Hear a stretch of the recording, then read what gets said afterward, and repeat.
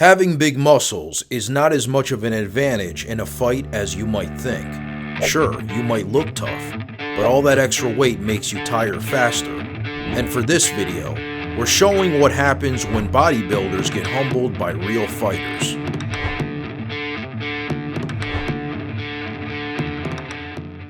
Based on the eye test alone, you might be fooled into thinking that this absolutely jacked dude is the tough guy here. But when compared to a legit mixed martial artist, watch how fast it all falls apart.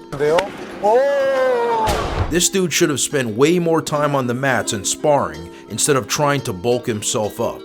In other words, the real fighter here had an easy time beating the brakes off of him.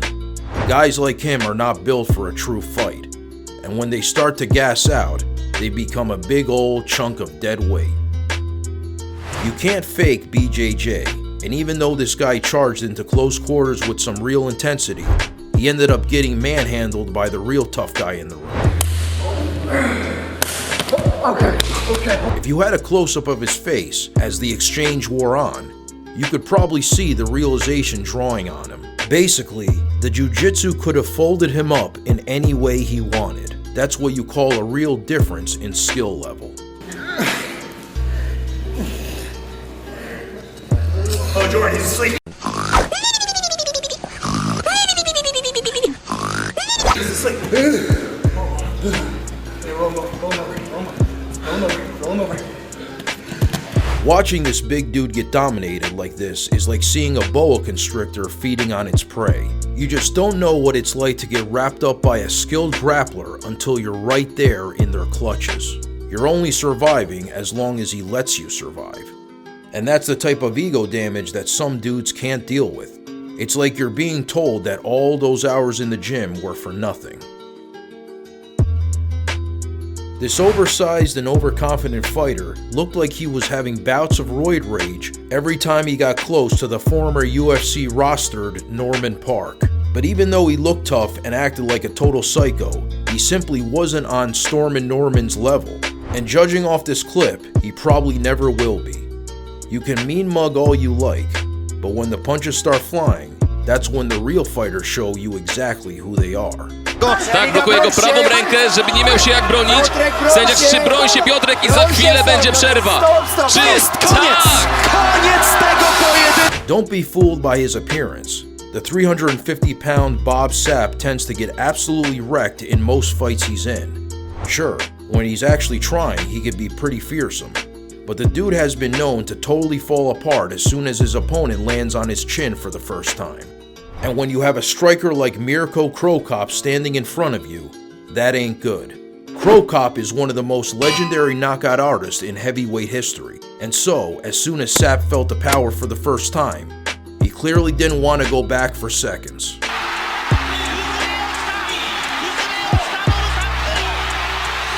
This next one definitely falls into the category of fights you gotta see with your own eyes to fully believe. In one corner, you have a 6'8" giant, who clearly doesn't have too much actual fight knowledge or training to fall back on. In the other, you have a 5'3" martial artist, a guy who is probably a bantamweight at most. But here's the thing, fighting skill is pretty damn important, and in this case, you could see just how much it can make up for a gap in skill. The big guy is always going to have his moments, but in the end, technique reigns supreme. And when the submission presented itself, the small fighter was able to take home the win.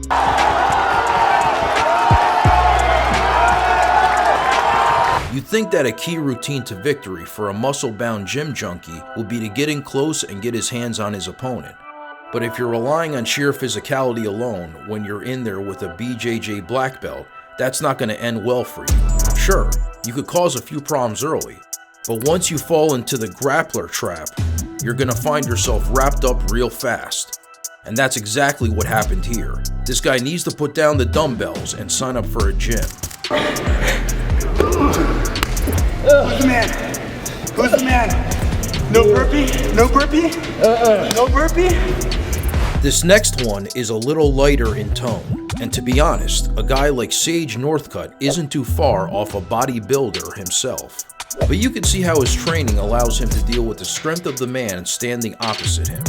Sage is known more for his striking than anything else, but even with his years of wrestling and grappling training, you could tell that if this was a real fight, he would be absolutely dominating.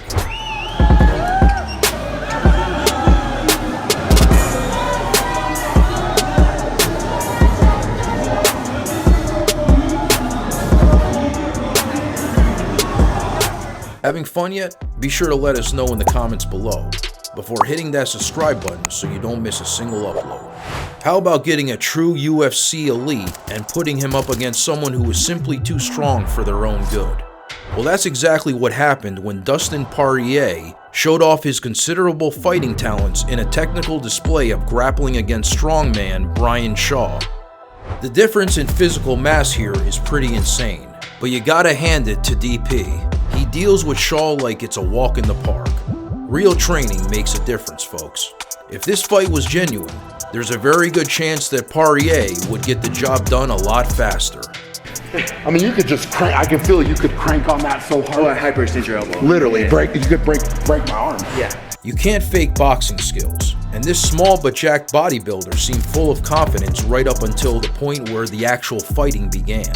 And then, predictably, he started to fall apart when he realized that, well, his boxing skills were pretty much useless.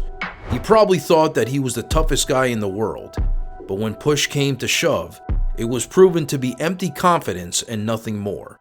The other guy wasn't even that good, but his basic training was enough to help him mop the floor with his opponent.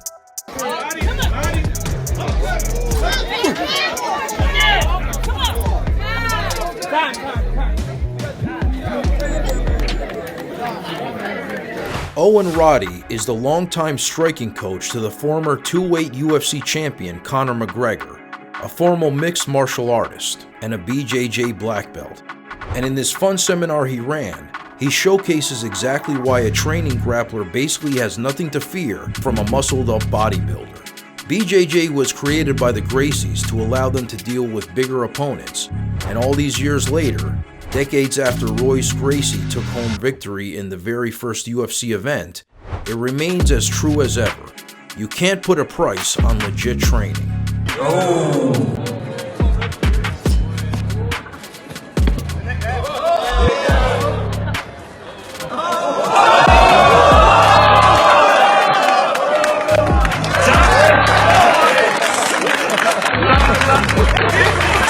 Bob Sapp is so bad at fighting that even when he doesn't lose legitimately, he still comes out looking bad. If you saw him walking down the street, you would immediately think he was a tough guy. But the truth is, his body tends to give out under even the slightest bit of pressure. And in this clash with James Thompson, that's exactly what happened. He was probably going to lose anyway, but we're getting way too used to seeing this absolutely massive man rolling around in pain. Thompson trying to get to his feet. Ladies and gentlemen, we have a fight. Hey, stop! Oh, Sapp is tapping. He hurt his leg. It looks like he hurt his leg. Sure, this guy has the tattoos, he has the muscles, but when it comes to legitimate boxing fundamentals, he's pretty clearly behind this fighter. Watch how clumsy his technique is, and how he's failing to make any real reads, or deal with any of the traps that are being set for him. If this was more of a high-octane session, you could easily see how his opponent would walk him directly onto a huge kill shot. He's not the worst fighter you've ever seen, but you can imagine how this would probably serve as a great reality check for him and his clear limitations as a fighter.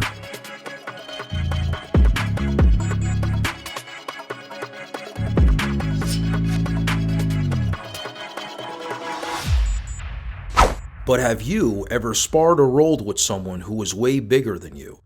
Or have you ever been beaten up by someone who was far smaller than you? Do let us know in the comments section below before leaving a like and a comment, plus subscribing so you don't miss any of our deep dive videos.